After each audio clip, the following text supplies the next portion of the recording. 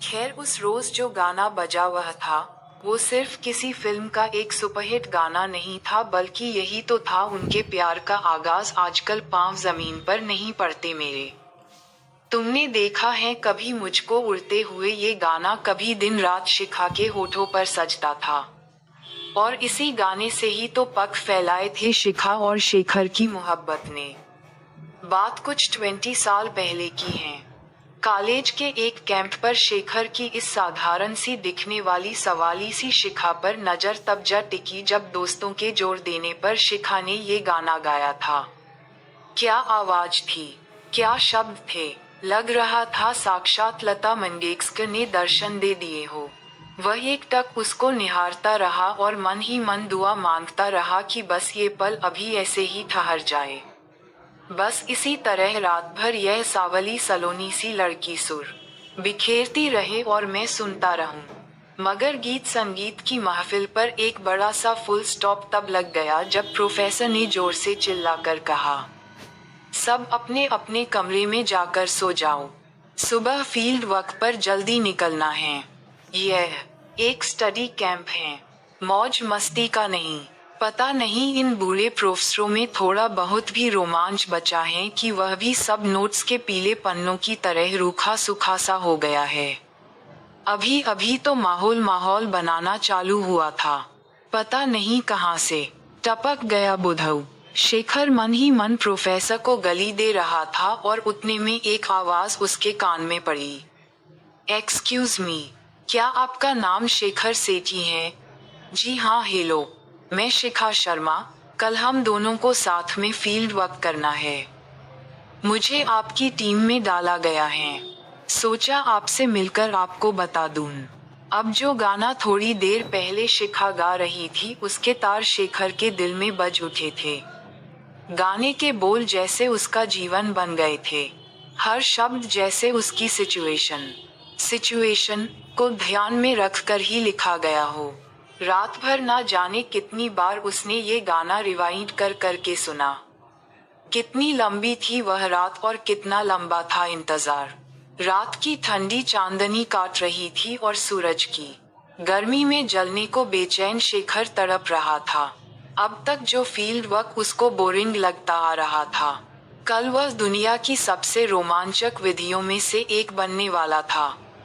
रात का पहरा खत्म हुआ और सुबह ने दस्तक दी। नहा धोकर तैयार थे शेखर बाबू अपनी सपनों की मलिका से मिलने के लिए। सब ग्रुप्स अपने अपने काम में लग गए। शेखर और शिखा के ग्रुप में इनके अलावा भी 2 और लोग थे जो जाहिर है शेखर के लिए कबाब में हड्डी से ज्यादा कुछ न थे। मगर प्रोफेसर की बात भी सच थी कि वो लोग फील्ड वर्क के लिए आए हैं, किसी मौज मस्ती के लिए नहीं। खैर पूरा हफ्ता शेखर की टीम ने अच्छे स्टूडेंट्स की तरह सिंसियरली काम करते हुए ही बिताया। मगर शेखर शिखा से कुछ भी एडवर्टाइजमेंट न बोल पाया, यहाँ तक भी नहीं कि वह बहुत अच्छा गाती है, जबकि यह बात उसे टीम के बाकी दोनों लड़के ने एक नहीं बल्कि 1000 बार बोल चुके थे। आज आखिरी दिन था, कल सब खत्म हो जाएगा। आज भी नहीं बोला तो शायद जिंदगी भर उसकी रिकॉर्डेड आवाज ही सुननी पड़ेगी, क्योंकि लाइव सुन पाने जैसा तो कोई जतन किया नहीं था अब तक। मगर बात कैसे शुरू करे ये शेखर तय नहीं कर पा रहा था। उसके गाने की तारीफ करूँ ना फिर मुझमें और बाकी सब में क्या अंतर। उसकी खूबसूरती के खंबे खड़े करूँ, उसको समझ आ जाएगा कि मैं फ्लर्ट कर रहा हूँ। क्या करूँ फिर, यही सोचकर सर पकड़कर बैठा हुआ था कि फिर से वही कोयल कानों में गूंगी। शेखर, आप कॉफी पियोगे? नहीं। हाँ नहीं, मतलब ऑफ कोर्स एक कॉफी तो टीम मेट के साथ बनती है। फिर तो साहेब ये कॉफी पीने का सिलसिला तब तक चला जब तक शादी के वचन न ले लिए इन दोनों ने। जी हाँ, अब ये दोनों रोज मिलने के लिए नए नए तरीके ढूंढते, जिसमें में कॉफी पीने का आइडिया काफी सुपरहिट था। और यह छोटी छोटी मुलाकात एक बड़े अहम फैसले की चौखट तक ले गई इन दोनों को। आजाद पंछी से शेखर और शिखा शादी के बंधन में बंधकर बहुत खुश थे। जिंदगी में कभी भी खुशी बिना किसी जतन के कहाँ किसके नसीब में आई है, जो इन्हें मिलती। शेखर का प्यार पाने के लिए शिखा ने अपना घर छोड़ा और अपनी शिखा और परिवार को हर सुख खरीद कर दे सके। ऐसी तरक्की के लालच में शेखर को अपना देश छोड़ना पड़ा और अपनी पृष्ठभूमि से दूर मलेशिया में पिछले 15 सालों से ये दोनों अपना घरौंदा बसाए बैठे हैं। कुआलापुर नाम के इस चकाचौंध से भरे शहर में जहां देखो वहां जगमग है। ऊंची 2 इमारतें, साफ सुथरी सड़कें और ढेर सारा आराम, मगर फिर भी शिखा को काटता था ये सुख चैन, क्योंकि इसमें फुर्सत के वह पल कहाँ थे जो भीड़ भाड़ वाले मुंबई की लोकल ट्रेन में शिखा ने शेखर के साथ बिताए थे।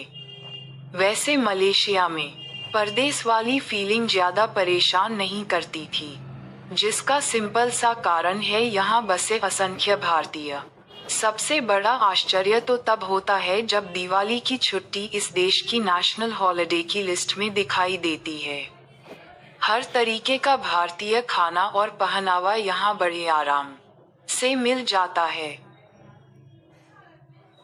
प्लीज लाइक सब्सक्राइब करना।